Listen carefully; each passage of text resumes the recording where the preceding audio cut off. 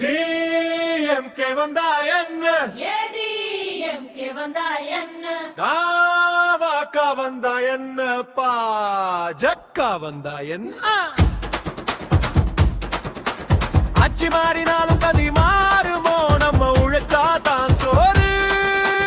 இவங்க இலவசத்துல ஓடாது வீடு, கொடுக்குற மாதிரி கைய நீட்டுவாங்க, கூடுதலா நம்ம கிட்ட எப்படி எடுக்க நம்ம திட்டம் போடுவாங்க.